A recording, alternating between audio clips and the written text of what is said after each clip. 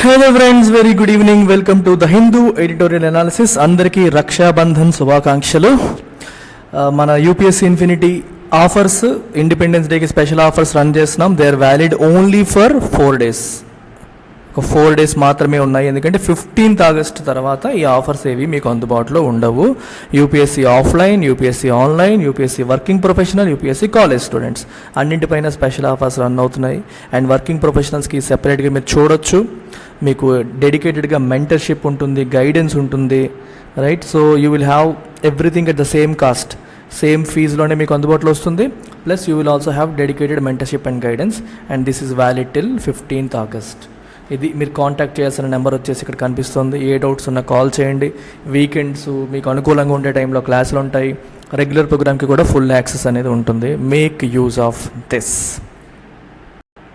అలాగే UPSC optionals prepare అవుతున్న వాళ్ళు కూడా మన ఇన్స్టిట్యూట్లో ఆఫర్ చేస్తున్న optionals public administration, political science, sociology, anthropology, Telugu literature ఏదైనా మీరు తీసుకోవచ్చు. స్పెషల్ ఆఫర్ మీకు 22,500K, 30,000 రూపీస్, 22,500K మీకు అందుబాటులో వస్తుంది with live as well as recorded. And మీరు ఒకవేళ ఆల్రెడీ ప్రిపరేషన్ కంప్లీట్ చేసినట్లయితే you can also go for test series. UPSC ఆప్షనల్స్కి టెస్ట్ సిరీస్ కూడా మనం ఆఫర్ చేస్తున్నాము. కేవలం 10,000 రూపాయలకే లైఫ్ టైం వ్యాలిడిటీతో టెస్ట్ సిరీస్ అనేది అందిస్తున్నాం. ప్రతి వారం కూడా టెస్ట్లు ఉంటాయి, టాపిక్ వైజ్ ఉంటాయి, గ్రాండ్ టెస్ట్లు ఉంటాయి. They will be evaluated, test will be discussed, feedback will be given. ఇది మీరు కాంటాక్ట్ చేయాల్సిన నెంబర్ వచ్చేసేది. మీరు కాంటాక్ట్ చేయండి, వివరాలు కనుక్కోండి. Make use of this. మీరు ఆప్షనల్కి వచ్చేస్తే టెస్ట్ సిరీస్ మీకు ఫ్రీగా ఇస్తాను. ఆల్రెడీ మీరు ఆప్షనల్ కంప్లీట్ చేసుకుని ఉంటే you can go for test series separately. మీకు లైవ్ డిస్కషన్ అనేది జరుగుతుంది. సో నెక్స్ట్ వచ్చేసి ఇవాళ ఎడిటోరియల్ ఎ టైమ్లీ జెస్చర్ అనే పేరుతో మనకు వచ్చింది. సో దీని అర్థం ఏంటంటే సరిగ్గా టైంకి గవర్నమెంట్ చేసింది. జెస్చర్ అంటే ఇక్కడ మీనింగ్ ఏంటంటే ఒక సిగ్నల్ అని, ఒక ఇండికేషన్ అని. గవర్నమెంట్ చేసిన పని, ఏం పని చేసింది గవర్నమెంట్? సెంట్రల్ గవర్నమెంట్ స్టేట్ గవర్నమెంట్స్కి రావాల్సిన ట్యాక్స్ డివల్యూషన్ని ఒకేసారి పంపించింది. ట్యాక్స్ డివల్యూషన్స్ అంటే అర్థం ఏంటి? మనది ఎటువంటి స్టేట్? ఫెడరల్ స్టేట్ కదా. సో చూడండి, ట్యాక్స్ డివల్యూషన్ అంటే మీనింగ్ ఏంటంటే సెంట్రల్ గవర్నమెంట్కి ట్యాక్స్ల రూపంలో వచ్చే ఆదాయం ఏదైతే ఉంటుందో ఈ ఆదాయంలో కొంత పార్ట్ స్టేట్ గవర్నమెంట్స్కి పంపించాలి. ఎంత పంపించాలి? How much should be spent, how much should be sent to states అనేది ఫినాన్స్ కమిషన్, మనకి కాన్స్టిట్యూషనల్ బాడీ ఇది. ఫినాన్స్ కమిషన్ రికమెండేషన్స్ని ఫాలో అయ్యి సెంట్రల్ గవర్నమెంట్ ఫాలో అవుతుంది. ఇక్కడ చాలా ఇంపార్టెంట్ విషయం ఏంటంటే ఈ పర్టికులర్ ఫినాన్స్ కమిషన్ అనేది రికమెండ్ చేస్తుంది మీకు వచ్చే ట్యాక్స్ ఆదాయంలో స్టేట్ గవర్నమెంట్స్కి ఎంత షేర్ చేయాలి అనేది వీళ్ళు రికమెండ్ చేస్తారు. అయితే దిస్ రికమెండేషన్ సెంట్రల్ గవర్నమెంట్ పైన బైండింగా అంటే కాదు. బైండింగ్ అంటే ఖచ్చితంగా చెయ్యాలా? ఈజ్ ఇట్ బైండింగ్ అంటే ఆన్సర్ ఈజ్ నో. కాకపోతే సెంట్రల్ గవర్నమెంట్ జనరల్గా ఫినాన్స్ కమిషన్ చెప్పింది ఫాలో అవుతుంది. వై? ఇది ఒక కాన్స్టిట్యూషనల్ బాడీ, రాజ్యాంగబద్ధమైన సంస్థ ఇది. సో మరి వీళ్ళు రీసెర్చ్ చేసి చెప్తారు స్టేట్స్ అవసరాలకు తగ్గట్టుగా మీరు ఎంత పంపించండి అని చెప్పి. సో 99% సెంట్రల్ గవర్నమెంట్ ఎప్పుడు కూడా ఫినాన్స్ కమిషన్ రికమెండేషన్స్ని ఫాలో అవుతూ తనకు వచ్చిన ట్యాక్స్ ఇన్కంలో స్టేట్స్కి షేర్ అనేది ఇస్తుంది. అది దాన్నే మనం ఆ ఇవ్వడాన్నే ట్యాక్స్ డివల్యూషన్స్ అని చెప్పి మనం అంటాము.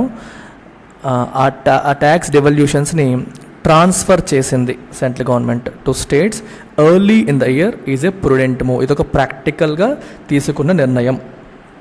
ప్రుడెంట్ అంటే భవిష్యత్తును దృష్టిలో పెట్టుకొని తీసుకున్న నిర్ణయం అని అర్థం అనమాట. Keeping future in mind, prudent అంటే మీనింగ్ అది. ఎందుకంటే పరిస్థితులు బాగాలేవు, స్టేట్స్కి ఇన్కమ్ లేదు, రెవెన్యూస్ తక్కువ ఉన్నాయి, ఎకానమీ బాగాలేదు. సో స్టేట్స్కి ముందే డబ్బులు పంపిస్తే వాళ్ళు ఆ డబ్బులు ఖర్చు పెట్టడం ద్వారా ఎకానమీని పికప్ చేయడానికి హెల్ప్ అవుతుంది అనేది ఉద్దేశం. ఎడిటోరియల్ చదవగా మనం డీటెయిల్గా చెప్తాను. ప్రతి పాయింట్ కూడా చాలా నీట్గా మెన్షన్ చేశారు ఎడిటోరియల్లో. సో లైన్ బై లైన్ వెళ్ళిపోదాం, మనం మొత్తం అర్థం చేసుకుందాం. ద సెంటర్స్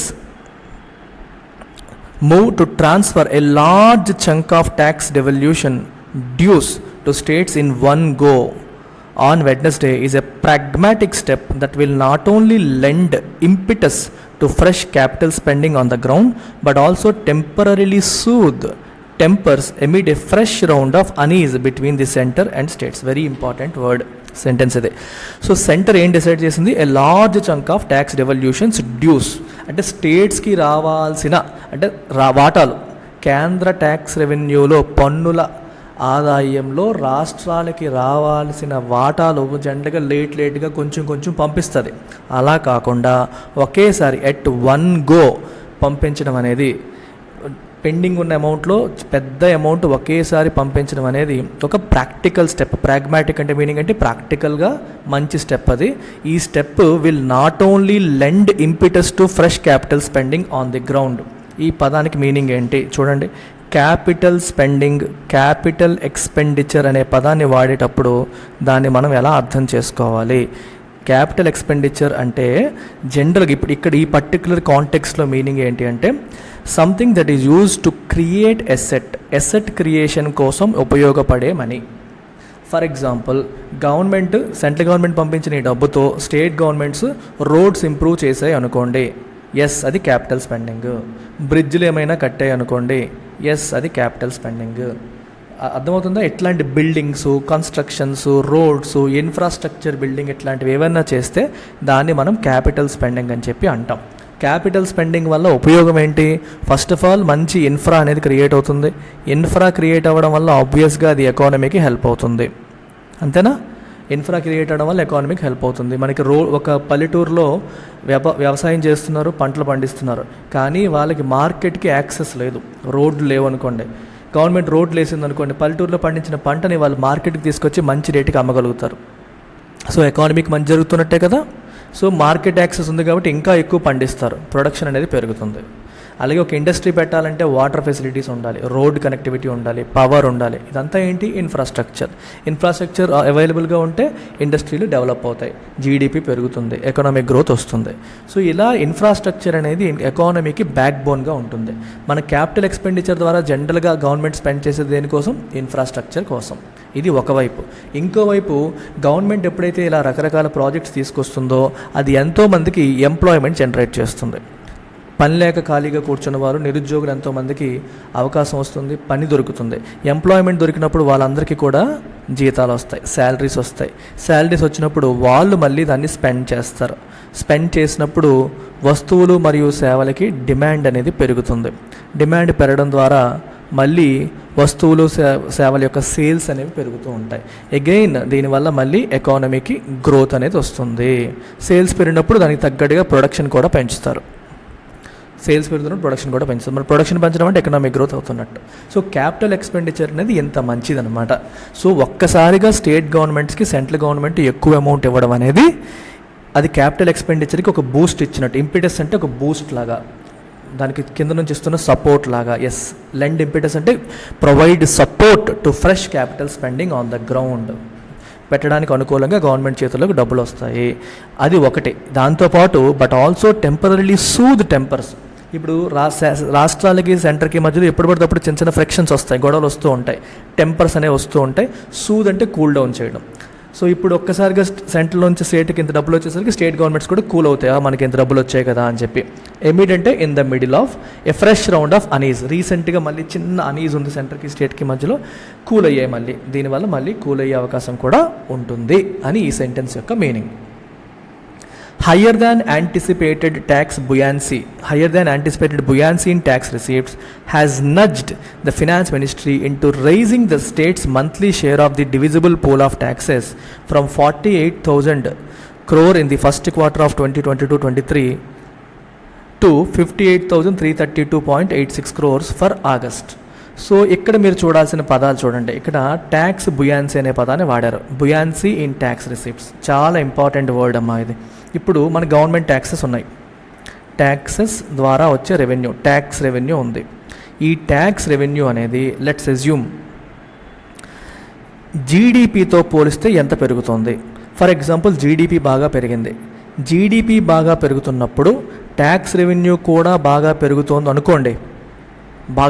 అనుకోండి, then you say the tax system is buoyant. మీకు అర్థమైందా? అంటే జీడిపి పెరిగినప్పుడు ట్యాక్స్ రెవెన్యూ కూడా పెరిగితే బుయాన్సీ ఉన్నట్టు. జీడిపి పెరుగుతున్న ట్యాక్స్ రెవెన్యూలో పెద్దగా మార్పు లేకపోతే బుయాన్సీ లేదన్నట్టు. మీకు ఒక చిన్న ఎగ్జాంపుల్ చెప్తాను.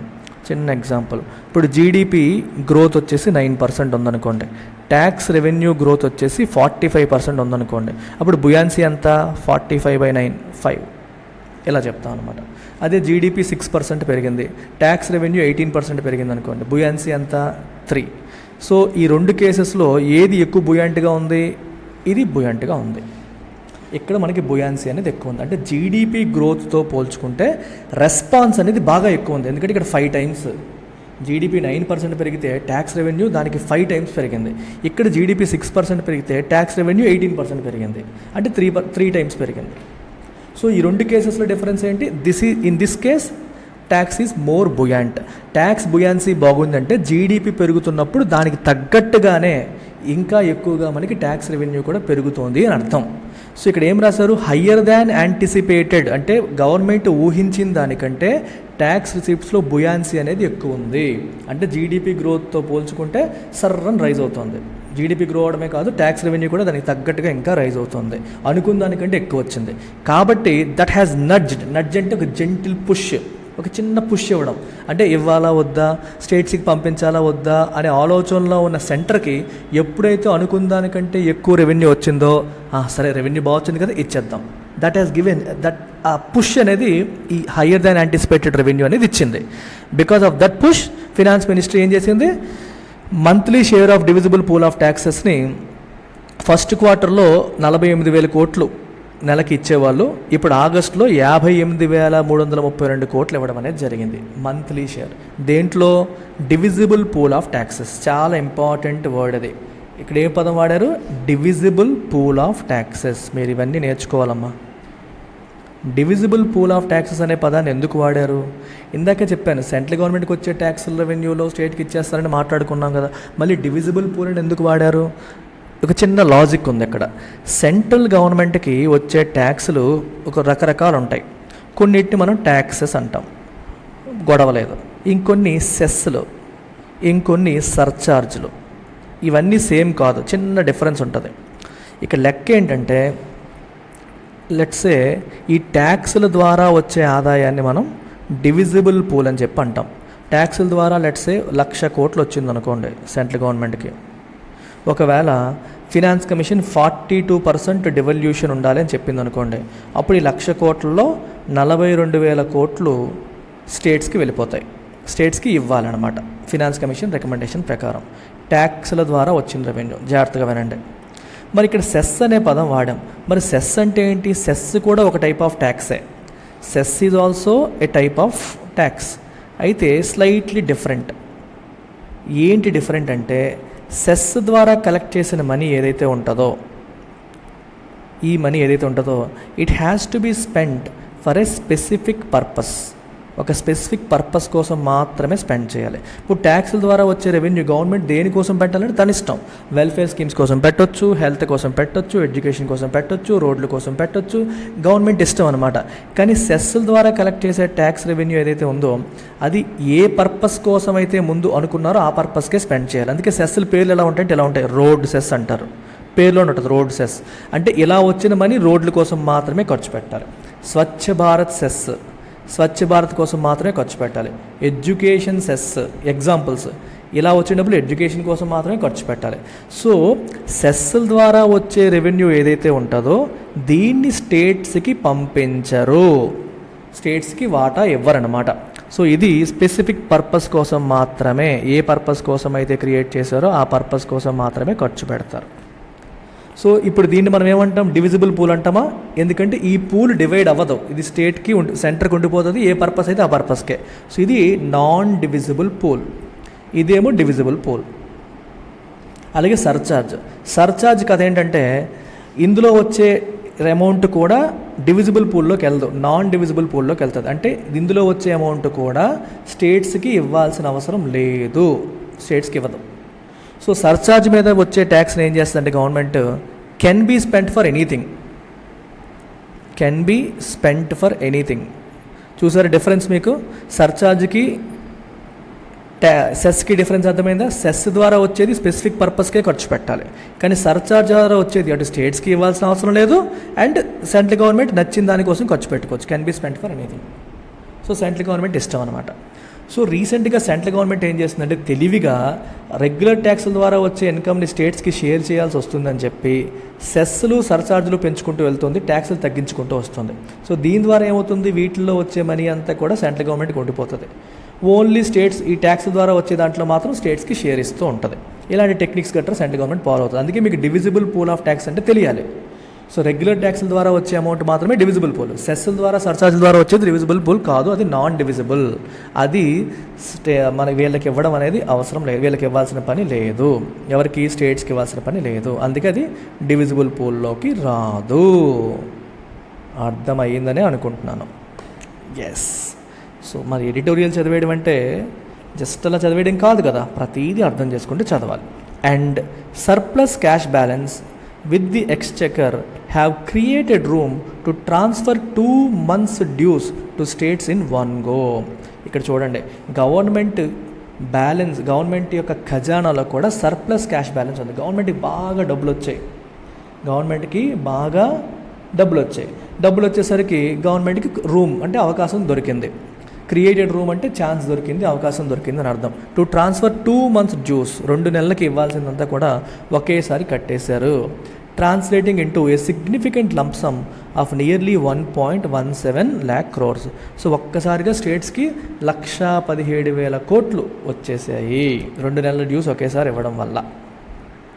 While the government had done similar transfer to states, ఇంతకు ముందు కూడా ఇలా చేసినప్పటికీ ఎలాగా dovetailing and remitting 2 months dues together last year as well. Last year కూడా డౌటైల్ అంటే జాయిన్ చేయడం, కలపడం, అండ్ రెమిట్ అంటే పంపడం, ట్రాన్స్ఫర్ చేయడం. లాస్ట్ ఇయర్ కూడా 2 నెలల డ్యూస్ని కలిపేసి డౌటైల్ చేసి పంపించారు. లాస్ట్ ఇయర్ కూడా చేసినప్పటికీ the context is డ్రమాటికలీ different for states in this fiscal year. ఈ ఇయర్ పరిస్థితులు డిఫరెంట్గా ఉన్నాయి. లాస్ట్ ఇయర్ పరిస్థితులు వేరు, ఈ ఇయర్ పరిస్థితులు వేరు. ఏంటట కదా. For starters they know longer have the fallback option of assured revenues from GST compensation in the 5 years till June 30, 2022. Very very important point. చూడండి, దీని అర్థం ఏంటో చూడండి.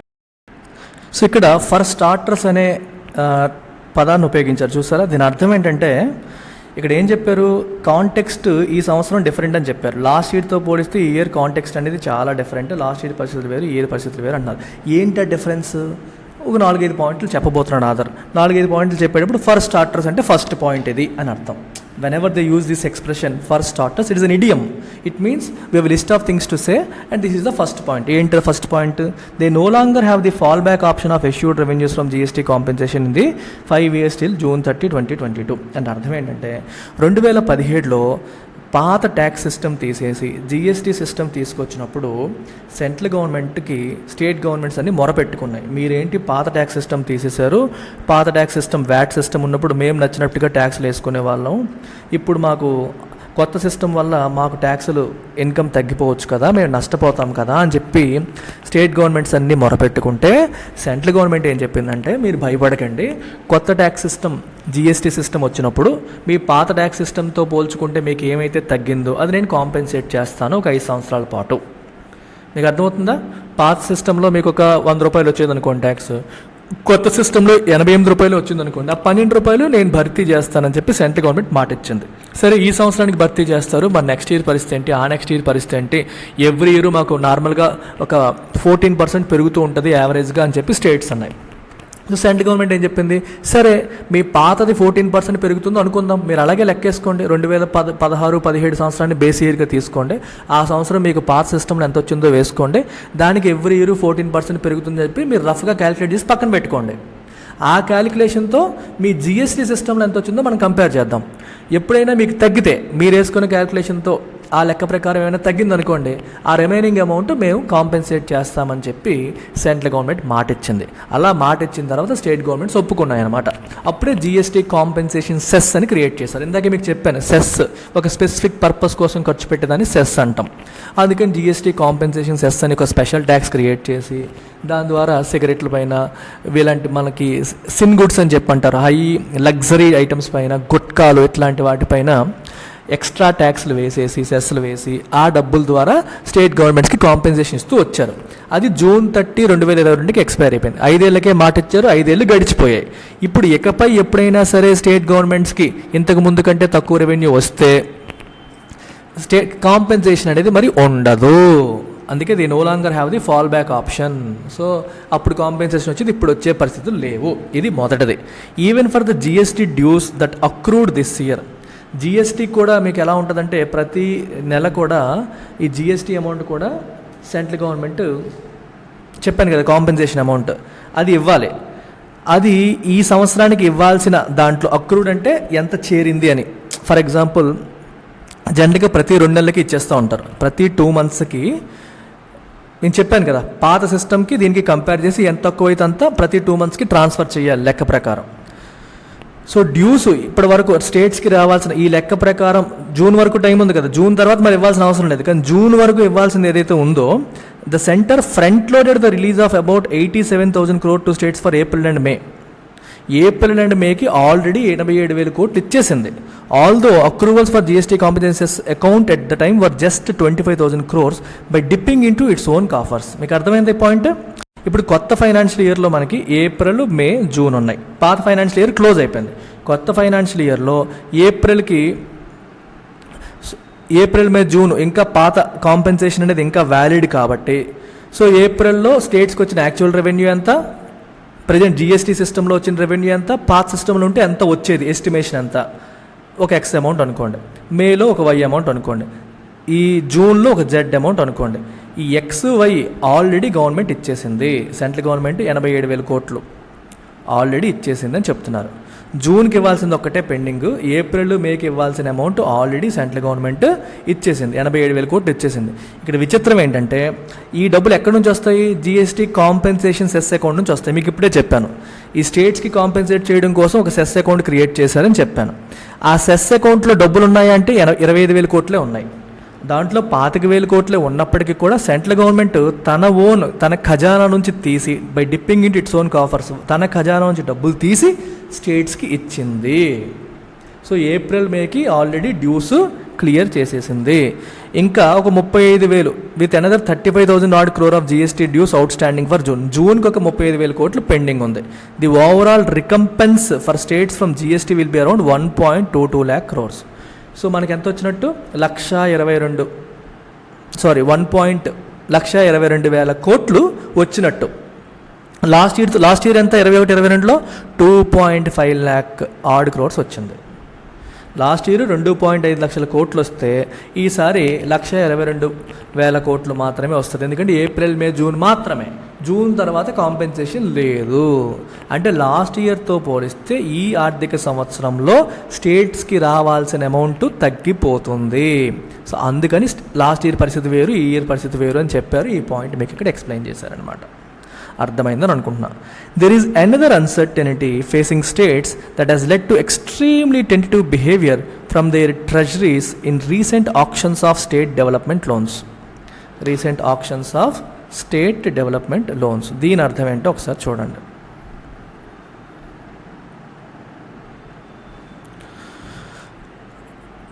ఇంకో అన్సర్టెనిటీ కూడా కనిపిస్తుంది స్టేట్స్కి. That has led to extremely tentative behaviour from their treasuries in recent auctions. State development loans అంటే అర్థం ఏంటంటే మీకు సెంట్రల్ గవర్నమెంట్కి ఎప్పుడైనా సరే అప్పు కావాలన్నప్పుడు ఏం ఇష్యూ చేస్తుంది? బాండ్స్ ఇష్యూ చేస్తుంది.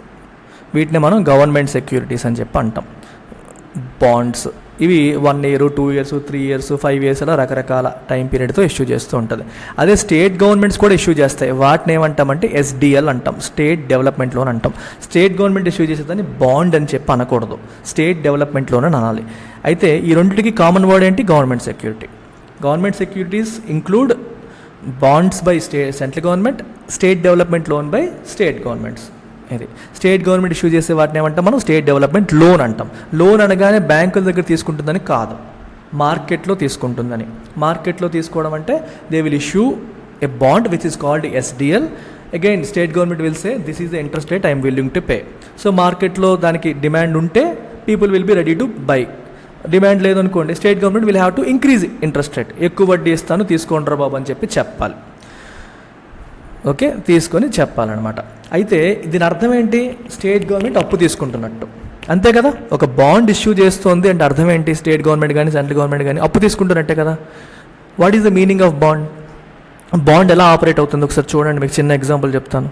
సో బాండ్కి ఏముంటాయంటే ఫస్ట్ మనకి ఫేస్ వాల్యూ ఉంటుంది, అలాగే కూపన్ రేట్ ఉంటుంది, మూడోది మెచ్యూరిటీ పీరియడ్ ఉంటుంది. ఫేస్ వాల్యూ అంటే లెట్స్ సే ఒక 10,000 రూపాయలు ఫేస్ వాల్యూ, కూపన్ రేట్ ఏమో లెట్స్ సే 10% అనుకోండి, మెచ్యూరిటీ ఏమో 5 years అన్నారనుకోండి. అంటే అర్థం ఏంటి, బాబు నాకు 10,000 రూపాయలు పెట్టి నువ్వు ఈ బాండ్ కొనుక్కో, ఎవరు మనలాంటి వాళ్ళం కొనుక్కుంటే నీకు సంవత్సరానికి 10% వడ్డీ ఇస్తాను, అంటే 1,000 రూపాయలు ఇస్తాను వడ్డీ సంవత్సరానికి.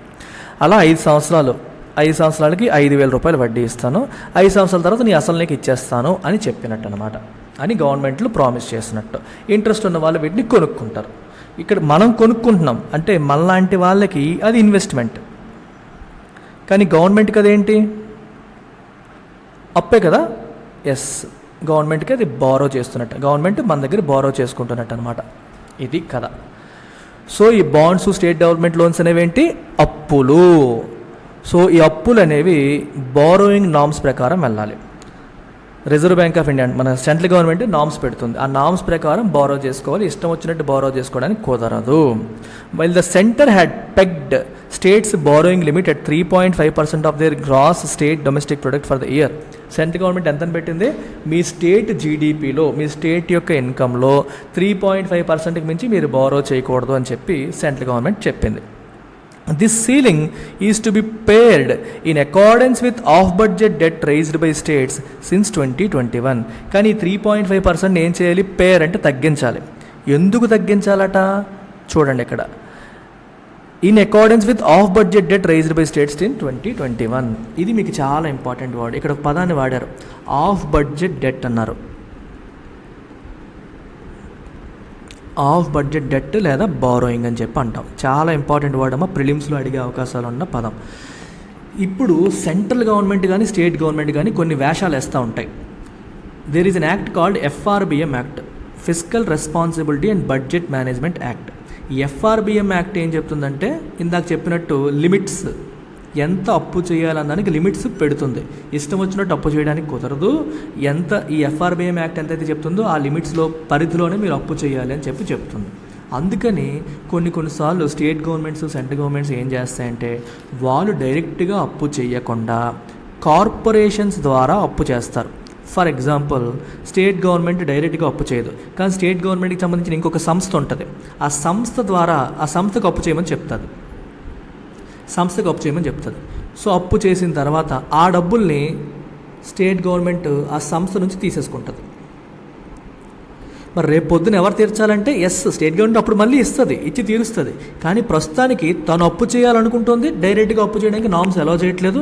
సో తను చేయకుండా ఇండైరెక్ట్గా తన కార్పొరేషన్స్ ద్వారా, కంపెనీస్ ద్వారా, వేరే ఆర్గనైజేషన్ ద్వారా అప్పు చేయించేసి ఆ డబ్బుల్ని తను తీసేసుకుంటుంది.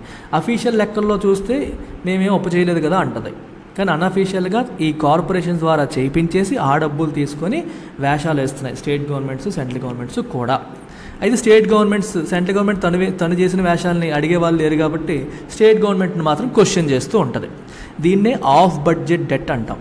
అంటే బడ్జెట్ లెక్కల్లోకి అది రావట్లేదు, అంటే ఎందుకంటే గవర్నమెంట్ చేసిన అప్పులోకి అది రావట్లేదు, కార్పొరేషన్ చేసిన అప్పులోకి వెళ్తుంది. ఫర్ ఎగ్జాంపుల్, FCI అప్పు చేసింది అనుకోండి, అది ఆఫ్ బడ్జెట్ బారోయింగ్ కింద వెళ్ళిపోతుంది. ఎందుకంటే ఆ డబ్బులు సెంట్రల్ గవర్నమెంట్ వాడేసుకున్నప్పటికీ అది సెంట్రల్ గవర్నమెంట్ అప్పు చేసినట్టు కనిపించదు, అది ప్రాబ్లం.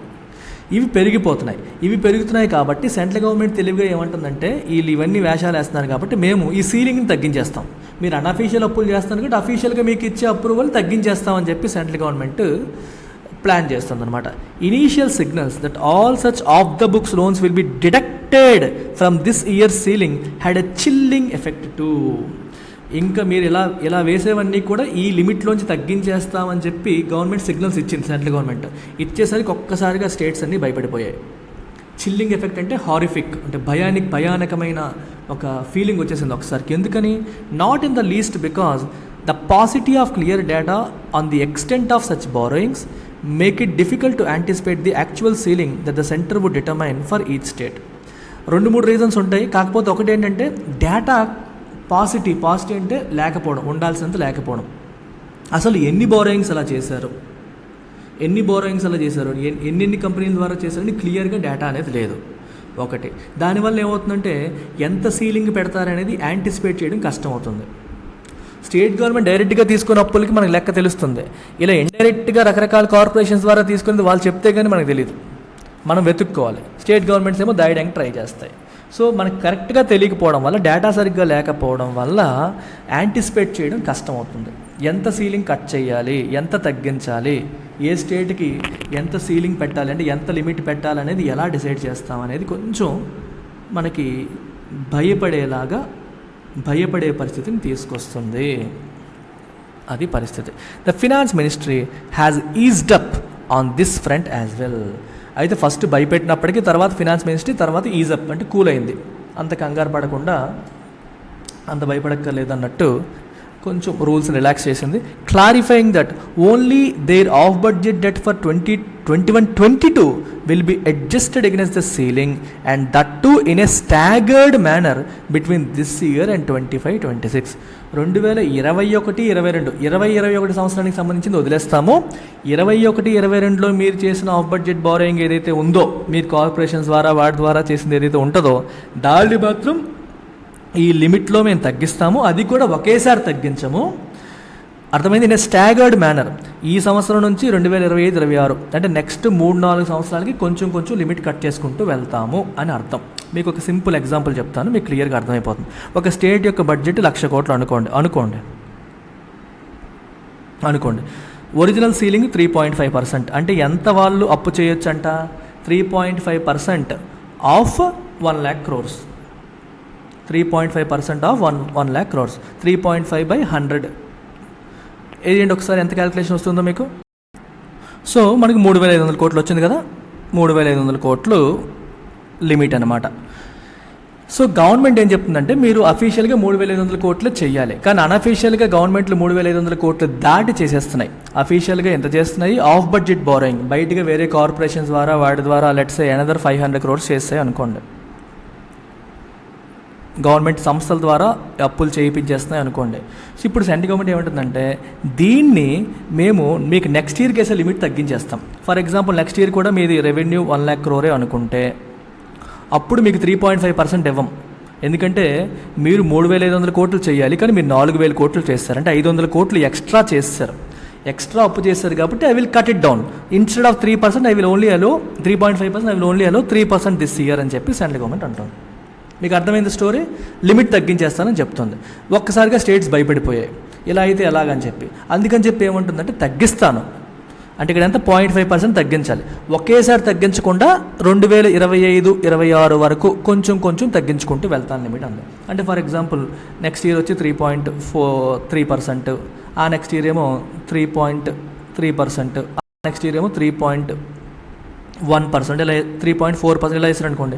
ఇక్కడ ఒక పాయింట్, ఇక్కడ ఒక పాయింట్, ఇక్కడ ఒక 0.1, టోటల్ 0.5% లిమిట్ అలా అడ్జస్ట్ చేసినట్టు అనమాట.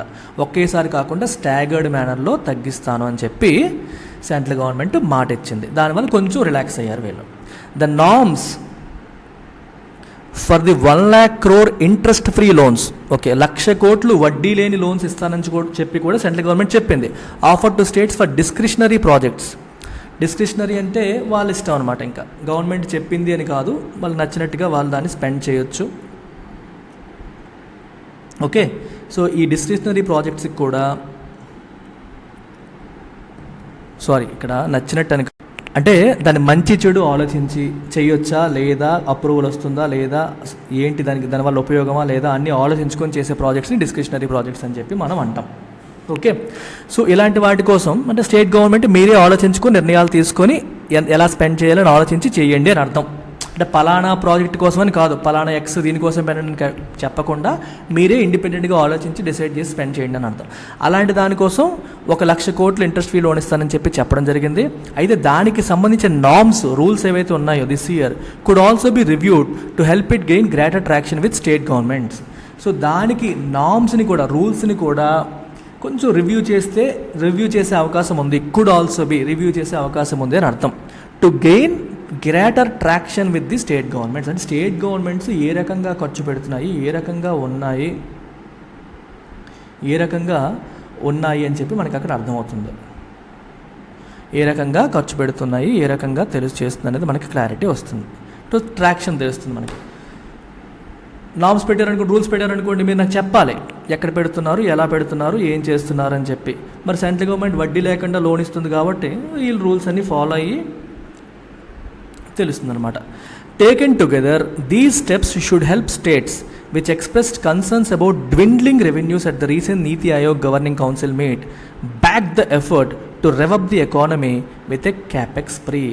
సో ఫైనల్గా ఇక్కడ చూడండి, ఒరిజినల్గా మనకు వచ్చింది ట్యాక్స్ డెవల్యూషన్ ద్వారా వచ్చిన అమౌంట్, అలాగే జిఎస్టీ కాంపెన్సేషన్ ద్వారా వచ్చిన అమౌంట్, అలాగే ఇంట్రెస్ట్ ఫ్రీ లోన్ ఏదైతే ఉందో 1,00,000 కోట్లు ఇది, ఇవన్నీ కలిపి టేకెన్ టుగెదర్ ఇవన్నీ స్టేట్స్కి ఏం చేయాలి, they should help the states back the effort to rev up the economy, ఎకానమీని పరిగెత్తేలా చేయడం. రెవప్ ఇంజిన్, రెవప్ అంటాం, ఇంజిన్కి మంచి గేర్ వేసి కిక్ వేసి రైస్ చేస్తాం, దాన్ని రెవింగ్ అప్ ది ఇంజిన్ అంటాం, ఇంజిన్ వేడెక్కడం. అలాగే ఎకానమీని వేడెక్కేలా చేయడానికి, ఎకానమీని వేడెక్కేలా ఎలా చేస్తారు, by spending on capital projects. ఇందాక మాట్లాడినట్టు రోడ్లు, రైల్వేలు ఇట్లాంటి క్యాపిటల్ ఎక్స్పెండిచర్ కోసం స్పెండ్ చేసి ఎకానమీని పరిగెత్తించేలాగా చేయడానికి ఇవి హెల్ప్ అవుతాయి.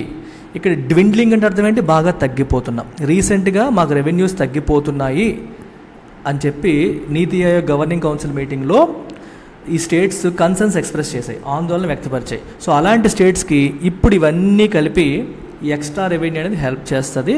దానివల్ల మనకి ఎకానమీ మళ్ళీ రెవప్ అయ్యే అవకాశం ఉంటుంది. Friction points between the centre and states will persist. ఇద్దరికి మధ్యలో ఈ ఘర్షణ వాతావరణం అనేది ఉంటుంది, సడన్గా పోదు. With fluctuating intensities friction points ఉంటాయి, కొన్నిసార్లు ఎక్కువ ఉంటాయి, కొన్నిసార్లు తక్కువ ఉంటాయి, ఇంటెన్సిటీ అనేది ఎక్కువ తక్కువ ఉంటుంది. But a rising economic tide will ease constraints for both. ఎప్పుడు గొడవలు వస్తాయంటే డబ్బులు లేనప్పుడే. సెంటర్కి విపరీతంగా డబ్బులు వస్తాయి అనుకోండి, ట్యాక్స్ రెవెన్యూలు బాగా పెరిగాయి, ట్యాక్స్ బుయన్సీ పెరిగి విపరీతంగా డబ్బులు వస్తాయి అనుకోండి, ఏ ఇష్యూస్ ఉండవు, సెంటర్ కూడా ప్రశాంతంగా స్టేట్స్కి ఇస్తుంది. సో గొడవలే ఉండవు. అందుకే రైజింగ్ ఎకనామిక్ టైడ్, ఎప్పుడైతే మనకి ఈ వేవ్ మంచి రైజ్ అవుతుందో, డబ్బులు బాగా వస్తాయో, ఎకానమిక్ గ్రో అవుతుందో, ఏ ప్రాబ్లమ్స్ ఉండవు.